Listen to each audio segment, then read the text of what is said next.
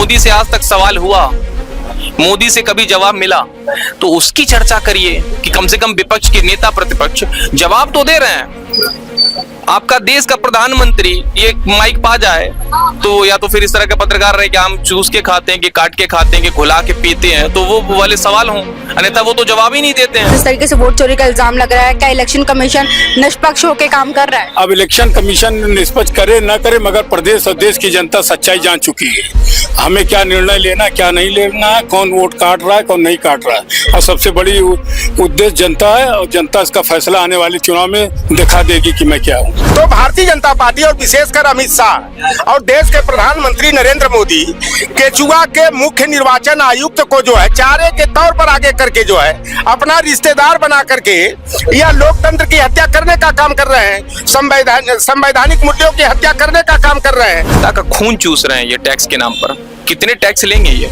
Sale tax, income tax, GST, मतलब tax ही tax तो है देश में। इतने टैक्स कि हम टैक्स दे के बदहाल हो गए। अगर हम 100 रुपए कमा रहे हैं तो 40 रुपए और 50 रुपए तो टैक्स में चले जा रहे हैं, 50 बच रहे हैं। उसके बाद महंगी शिक्षा, महंगी स्वास्थ्य सेवाएं, उस पे बर्बाद है व्यक्ति। गणेश कुमार गुप्ता जी को ख्याल कर लेना चाहिए। श्रीलंका का हश्र देखे होंगे, बांग्लादेश का हश्र देखे होंगे, क्या वही हश्र जो है भारत में पैदा करना चाह रहे हो क्या? आप तो पत्रकार बंधु हैं, आपको पता होगा कि उत्तर प्रदेश में 2 लाख मरीज प्रति वर्ष कैंसर के पाए जा रहे हैं और 90% कैजुअलिटी हो जा रही है। एक ही साल, 1.5 साल में उनको उपचार नहीं मिल पा रहा। स्वास्थ्य सेवा और सुरक्षा सब चीजें ध्वस्त हैं। सड़कों का हाल वो बुरा है कि अगर संभल के ना जाइए तो धंस जाइएगा। भारतीय जनता पार्टी ने जो पीडीआर बनाया है, पीड़ित दलित राष्ट्रवाद, और यहाँ पे अब जो समाजवादी पार्टी का फॉर्मूला है पीडीए, क्या ये भारी पड़ने वाला है?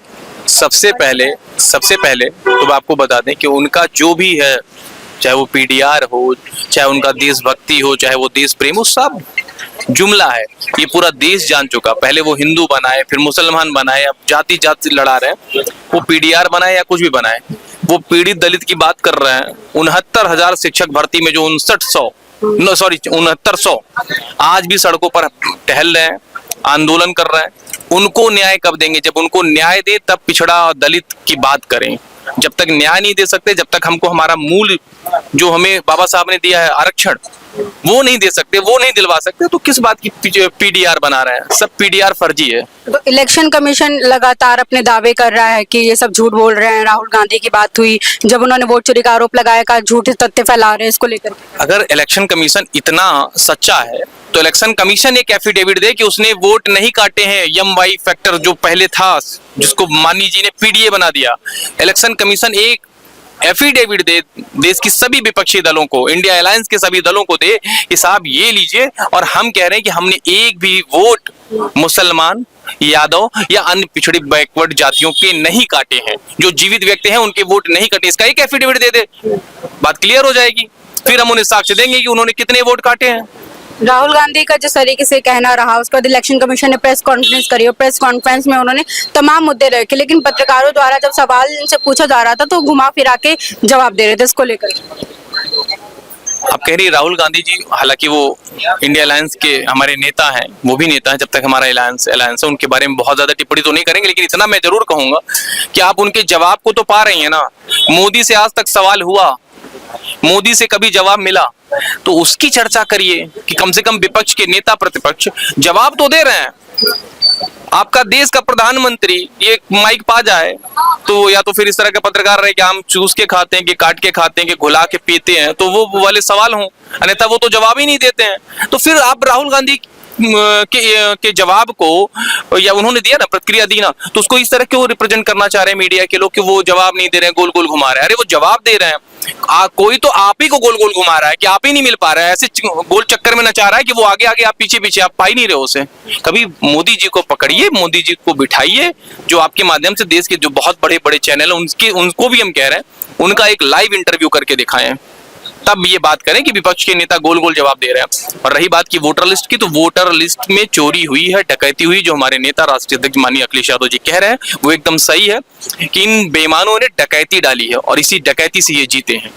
एक अंतिम सवाल रहेगा कि जिस तरीके से हम देख पा रहे हैं अभी समाजवादी पार्टी पूरी तैयारी कर रही है 27 के चुनाव को लेकर के, वहीं भारतीय जनता पार्टी भी लगी हुई है, लेकिन अगर हम बात करें उत्तर प्रदेश के स्वास्थ्य मंत्रालय को लेकर के, तो कई सरकारी हॉस्पिटल है जहां हालात आज भी नाजुक हैं। अब अगर हम बात करें अब मीडिया वहाँ भी दिखा रहा है कि दवाइयाँ काम नहीं कर रही है, 6-6 महीना दवाइयाँ काम नहीं कर पा रही है, क्या कहें? देखिए, उत्तर प्रदेश को एक मेदांता नाम का बहुत बड़ा मेडिकल कॉलेज मिला, हालांकि प्राइवेट सेक्टर का, जो आज बहुत राहत दे रहा है। उसके बाद केजीएमसी में कैंसर वार्ड को लेकर माननीय राष्ट्रीय अध्यक्ष जी ने बहुत बड़ा काम किया था। एक कैंसर इंस्टीट्यूट बनाया था उन्होंने अंसल में, जिसका इन्होंने नाम बदल दिया, और नाम क्या रखा है? कल्याण सिंह। कल्याण किसी का नहीं हो रहा, नाम जरूर कल्याण सिंह कैंसर इंस्टीट्यूट है, कल्याण एक मरीज का नहीं हो रहा। और आज की डेट में, आप तो पत्रकार बंधु हैं, आपको पता होगा कि उत्तर प्रदेश में 2 लाख मरीज प्रति वर्ष कैंसर के पाए जा रहे हैं, और 90% कैजुअलिटी हो जा रही है। एक ही साल, 1.5 साल में उनको उपचार नहीं मिल पा रहा। तो स्वास्थ्य सेवा और सुरक्षा सब चीजें ध्वस्त हैं। सड़कों का हाल वो बुरा है कि अगर संभल के ना जाइए तो धंस जाइएगा, गड्ढे में चले जाइएगा। बदहाल है उत्तर प्रदेश। उत्तर प्रदेश तरक्की के रास्ते पर तभी आएगा, अपने उस एक्सप्रेसवे पे रफ्तार तभी पकड़ेगा जो आगरा से लखनऊ गया है, जब इसकी कमान पीडीए के नायक, जननायक माननीय राष्ट्रीय अध्यक्ष अखिलेश यादव जी के हाथों में आएगी, और वही इस देश को पटरी पे लाएंगे, वही इस प्रदेश को पटरी पे लाएंगे, वही असली विकास करेंगे। इनके विकास तो बस ऐसे ही हैं। उत्तर प्रदेश के योगी जी मुख्यमंत्री हैं, उन्होंने भी एक गांव लिया था जब सांसद थे। कभी उसका हाल देख लीजिएगा और दिखा लीजिएगा, आपकी टीआरपी बढ़ जाएगी और आप बहुत, मतलब आपका चैनल बहुत आगे चला जाएगा। मैं आपको सच बता रहा हूँ, आपने बताया ना कि अभी आप नया चैनल खोलिए, तो आपको नए चैनल की भी शुभकामनाएं। उस गांव में चले जाइए और उसकी सच्चाई दिखा दीजिए। जब वो सांसद थे, इसका मतलब 2017 से पहले उन्होंने गोंद लिया हो बच्चा आज भी बेचारा पैदल नहीं चल पा रहा, दौड़ने की तो बात छोड़िए। तो ऐसे ही इनका विकास है, बर्बाद है इनका विकास। जनता टैक्स दे रही है, जनता के टैक्स के पैसे का सदुपयोग क्यों नहीं हो पा रहा है? जनता टैक्स दे रही है, जनता का खून चूस रहे हैं ये टैक्स के नाम पर। कितने टैक्स लेंगे ये? Sale tax, income tax, GST, मतलब टैक्स ही टैक्स तो है देश में। इतने टैक्स कि हम टैक्स दे के बदहाल हो गए। अगर हम 100 रुपए कमा रहे हैं तो 40 रुपए और 50 रुपए तो टैक्स में चले जा रहे हैं, 50 बच रहे हैं। उसके बाद महंगी शिक्षा, महंगी स्वास्थ्य सेवाएं, उस पे बर्बाद है व्यक्ति। ये देश का बंटाधार कर रहा है, ये देश के टैक्स पेयर्स के साथ धोखा कर रहे हैं, उनका खून चूस रहे हैं, और हमारी मेहनत, हमारी कड़ी मेहनत का पैसा ये ऊल जलूल फिजूल खर्ची में लगा रहे हैं, जिसका कोई भी कहीं भी सकारात्मक परिणाम प्रदेश की जनता को नहीं मिल रहा। प्रदेश की जनता केवल टैक्स पे कर रही है और असुविधाओं को झेल रही है। जिस तरीके से अगर हम बात करें, अभी अजय राय ने भी फिलहाल कल अपने प्रेस कॉन्फ्रेंस में कहा कि हम एमएलसी का चुनाव अकेले लड़ेंगे, क्या कहना चाहेंगे? इंडिया गठबंधन अब टूट रहा है। देखिए, पहली बात है, लौटर राम निषाद क्या है और अजय राय क्या है, इसका निर्णय करना है माननीय अखिलेश यादव को और राहुल गांधी जी को करना है कि अकेले चुनाव लड़ना है कि इंडिया गठबंधन के लोगों को गले लगा करके चुनाव लड़ना है। और इस तरह की जो बयानबाजी अगर क्षेत्रीय स्तर के नेता अगर देते हैं तो यह समझते हैं कि हमारे इंडिया गठबंधन की जड़ों में मट्ठा घोलने का, गर्म पानी डालने का काम कर रहे हैं और हमारे संबंधों में दरार डालने का काम कर रहे हैं। और निश्चित रूप से हमारे नेता ने जब खुद कह चुके हैं कि विधानसभा चुनाव 2027 का होगा, हम लोग जो है कि मजबूती के साथ इंडिया गठबंधन के लोग जो है एक साथ लड़ेंगे। हाँ, यही है कि नए लोगों को अपने गठबंधन का हिस्सेदार नहीं बनाया जाएगा, हमारे नेता ने साफ कह दिया है। और यह निर्णय जो है कि राहुल गांधी जी और अखिलेश यादव जी कर लेंगे कि हमें भविष्य में कोई भी चुनाव लड़ना है तो गठबंधन के तौर पर लड़ना है या अलग अलग होकर के लड़ना है। अच्छा, पीडीआर, भारतीय जनता पार्टी ने पीडीआर का फॉर्मूला अपना लिया है, पीड़ित दलित राष्ट्रवाद, इसको लेकर के क्या कहेंगे? क्या ये पीडीए पे भारी पड़ने वाला है या फिर कोई नहीं भारी पड़ने वाला है? देश की जनता, प्रदेश की जनता सब जानती है कौन सरकार कैसा काम कर रही है, जनता के हित के लिए कौन जिसके साथ है। पीडीए जनता के साथ खड़ी हुई है और हमेशा जो है आने वाले समय में पीडीए रहेगी और मजबूती के साथ रहेगी। तो ये क्या भारतीय जनता पार्टी का जो पीडीआर फॉर्मूला है ये सक्सेसफुल होने वाला है? इनकी पीडीआर की जो भी प्रचार प्रसार तक सीमित है, कोई इनके साथ जनता खड़ी नहीं है, न कोई इनके साथ जुड़ रहा है। ये हवाई बात करने वाले लोग हैं। इलेक्शन कमीशन को लेकर के क्या कहेंगे कि जनता का जो सम्मान है, क्योंकि जनता जो वोट है उससे करती है, लेकिन अगर हम बात करें जिस तरीके से वोट चोरी का इल्जाम लग रहा है, क्या इलेक्शन कमीशन निष्पक्ष होकर काम कर रहा है? अब इलेक्शन कमीशन निष्पक्ष करे न करे, मगर प्रदेश और देश की जनता सच्चाई जान चुकी है। हमें क्या निर्णय लेना, क्या नहीं लेना है, कौन वोट काट रहा है, कौन नहीं काट रहा है, और सबसे बड़ी उद्देश्य जनता है और जनता इसका फैसला आने वाले चुनाव में दिखा देगी कि मैं क्या हूँ। क्या कहना चाहेंगे इलेक्शन कमीशन को लेकर के, जिस तरीके से लगातार राहुल गांधी आरोप लगा रहे हैं, वही इलेक्शन कमीशन का कहना है कि इस तरीके की फोटोज लीक ना करें, ये गलत बात है, इसको लेकर? देखिए, पहली बात मैं बता दूं, मैं निषाद बिरादरी का हूँ और हमारी बिरादरी वाले जब बड़ी बड़ी मछली को पकड़ना होता है ना, तो केचुआ को बंसी और कटिया में चारा के तौर पर गोद करके बड़ी से बड़ी मछलियों का शिकार कर लेते हैं। तो भारतीय जनता पार्टी और विशेषकर अमित शाह और देश के प्रधानमंत्री नरेंद्र मोदी केचुआ के मुख्य निर्वाचन आयुक्त को जो है चारे के तौर पर आगे करके जो है अपना रिश्तेदार बना करके यह लोकतंत्र की हत्या करने का काम कर रहे हैं, संवैधानिक मूल्यों की हत्या करने का काम कर रहे हैं। इनके दो बेटियां और दो दामाद जो है IAS और IRS बन गए, बड़े अच्छे अच्छे पदों पर पदस्थ हैं। हमको तो लगता है कि लेटरल एंट्री के माध्यम से नरेंद्र मोदी जी ने इनके दामाद को IAS बनाने का काम किया है, बेटियों को जो है IRS और IAS बनाने का काम किया है। इसी का जो है ना कि नमक का हिसाब देने के लिए यह पूरी तरह जो निर्वाचन आयोग को संवैधानिक संस्था कहा जाता था, निष्पक्ष एजेंसी कहा जाता था, आज जो है कि ज्ञानेश कुमार गुप्ता जिस तरह से, क्योंकि गुप्ता का तार जोड़ लिए हैं नरेंद्र मोदी भी, तो रहे तो पहले मोड़, बाद में बढ़ गए मोड़ घाची, यानी तेली बन गए। तो भैया गुप्ता की ये रिश्तेदारी का मामला है और पूरी तरह रिश्तेदारी के रिश्ते को निभाने में जो है ज्ञानेश कुमार गुप्ता जो है कि निर्वाचन आयोग की धज्जियां उड़ाने का काम कर रहे हैं। आज पूछ लीजिए, ज्ञानेश कुमार का नाम जो है सबसे जो है यानी कि तानाशाह जो है निर्वाचन आयुक्त के रूप में दर्ज होगा। इनसे पहले कई निर्वाचन आयुक्त हुए होंगे, लेकिन जितने लोग यहाँ बैठे हैं अगर पूछ लेंगे कि किसी ने अगर वास्तव में मुख्य निर्वाचन आयुक्त की भूमिका का जो है निष्पक्षता पूर्वक निर्वहन किया तो लोग सम्मान के साथ TN शेषन जी का नाम लेते हैं। ये ज्ञानेश कुमार गुप्ता धमकी दे रहे हैं कि किसी भी पार्टी का रजिस्ट्रेशन हमारे यहाँ से ही होने के लिए आता है, तो क्या समाजवादी पार्टी का, कांग्रेस पार्टी का और राष्ट्रीय जनता दल का क्या रजिस्ट्रेशन रद्द कर देंगे क्या?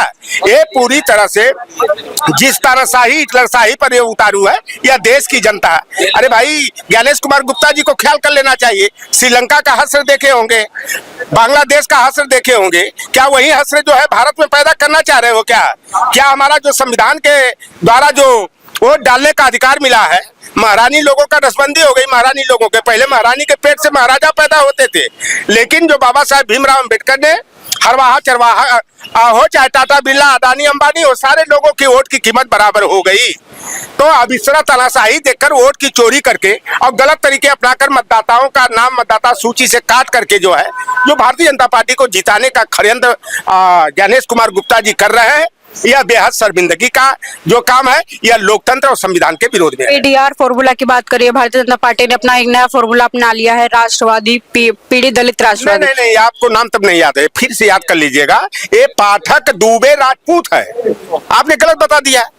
ये पाठक, ब्रिजेश पाठक को अपने को राजपूत से जोड़ दे रहे हैं और दुबे जी कोई है उनके यहाँ टाइपिस्ट का काम करते हैं, तो उन्हीं लोगों के नाम पर यह PDR का फार्मूला आगे किए है। और इनके PDR की औकात नहीं है कि हमारे PDA का सामना कर ले। हमारा PDA अपने आप में मजबूत है और जिस तरह लोकसभा चुनाव में हमारे PDA ने भारतीय जनता पार्टी के नारे को खोखला साबित कर लिया, धराशायी करके नाक रगड़वा दिया और उत्तर प्रदेश में समाजवादी पार्टी नंबर 1 और देश में नंबर 3 की सबसे बड़ी पार्टी बनी। और 2027 के चुनाव में हमारा PDA 10 बनाम 90 के फार्मूले पर जो है विधानसभा के समर में उतरेगा और भारतीय जनता पार्टी का खदेड़ा करने का काम करेगा। बाबू जगदेव प्रसाद कुशवाहा ने 70-80 के दशक में एक नारा दिया था, 100 में 90 शोषित है, 90 भाग हमारा है। शोषितों ने ललकारा है, 90 भाग हमारा है, 10 का शासन 90 पर नहीं चलेगा। तो अब यह PDR बनावे चाहे CDR बनावे, अब जवन है पाठक दुबे राजपूत वाला गठबंधन जो है हमारे PDA के सामने जो है कि खड़ा होने की स्थिति में भी नहीं है। इनका खदेड़ा करने के लिए जनता पूरा मन बना चुकी है। तो 27 के चुनाव को लेकर के क्या कहें जी? 27 के चुनाव को लेकर 2027 के चुनाव में मैंने बता दिया कि हमारी समाजवादी पार्टी ने जो PDA का नारा दिया है, तो 10 बनाम 90 यानी 10 जो है ये जो लोकतंत्र और संविधान के दुश्मन है और 90 जो है हमारे संविधान और लोकतंत्र को जो है कि बचाने वाले लोगों की टीम है। तो हमारा 90 के लोग जो है 10 का खदेड़ा करने का काम करेंगे, भारतीय जनता पार्टी को सत्ता से उत्तर प्रदेश में बेदखल करेंगे। तमाम खबर जानकारी लाते रहेंगे, जुड़े रहे हमारे साथ। बहुत बहुत शुक्रिया। चैनल को लाइक शेयर सब्सक्राइब अवश्य करें।